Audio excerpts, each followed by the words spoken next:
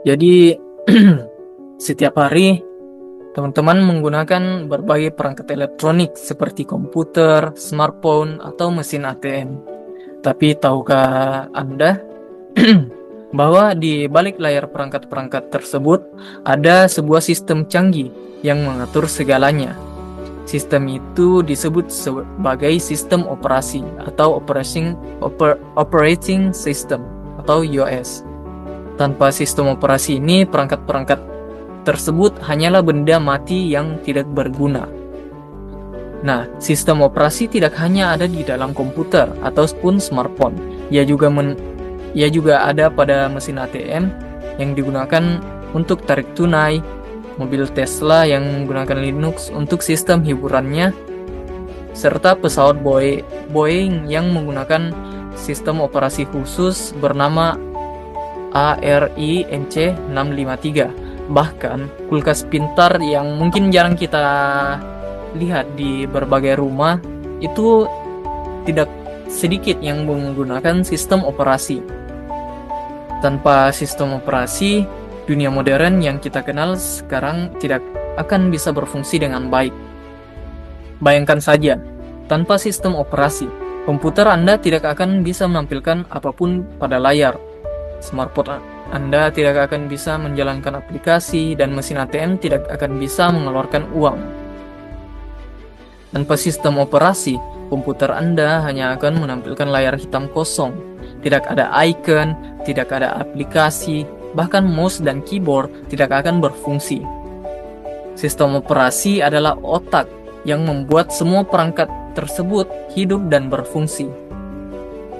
Sebelum kita melangkah lebih jauh, coba pikirkan, apa fungsi utama dari sistem operasi itu sendiri? Silahkan tulis jawaban Anda pada kolom komentar.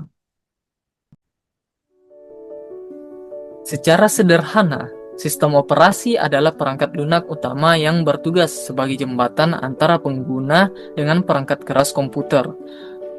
Fungsinya itu sangat vital, yaitu mengatur dan mengendalikan semua sumber daya perangkat keras, seperti CPU, RAM, dan hard drive. Selain itu, OS juga menyediakan antarmuka bagi pengguna untuk berinteraksi dengan komputer dan mengelola eksekusi program-program pada aplikasinya. Saat Anda menyalakan komputer, sistem operasilah yang pertama kali bekerja. Ia akan menginisialisasi semua perangkat keras, memeriksa apakah semuanya berfungsi dengan baik dan saling terhubung, dan kemudian mempersiapkan komputer untuk digunakan. Proses ini disebut proses booting. Tanpa OS, komputer hanyalah sebuah kotak elektronik yang tidak berguna. Sistem operasi juga menyediakan antarmuka bagi pengguna.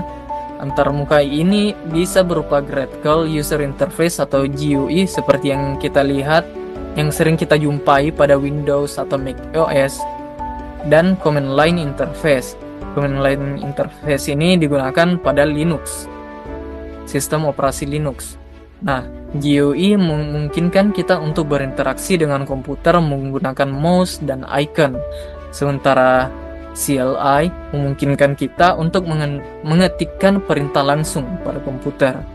Bayangkan saja, sistem operasi seperti seorang manajer di sebuah proyek perusahaan.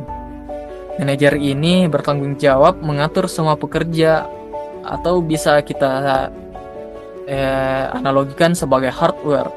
Nah, manajer ini memastikan mereka bekerja sama dengan baik dan menyediakan laporan antar muka kepada bos ataupun pengguna.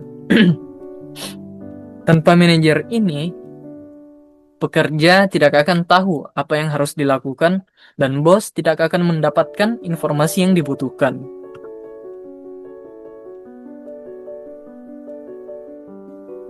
Sejarah sistem operasi dimulai pada tahun 1950-an, ketika komputer masih berukuran besar dan hanya bisa menjalankan satu tugas pada satu waktu. Pada tahun 1969, dua ilmuwan komputer bernama Ken Thompson dan Dennis Ritchie di Bell Labs mengembangkan Unix, yang menjadi dasar bagi banyak sistem operasi modern seperti Linux dan Mac OS dikembangkan.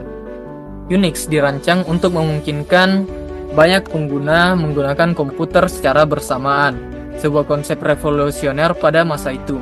Pada tahun 1985, Microsoft meluncurkan Windows 1.0, namun gagal di pasaran karena dinilai terlalu lambat dan tidak user-friendly. Nah, barulah pada tahun 1995, Microsoft sukses besar dengan Windows 95 yang memperkenalkan start menu untuk pertama kali. Windows 95 juga membawa revolusi dengan antarmuka grafis yang mudah digunakan, membuat komputer lebih mudah diakses oleh orang awam.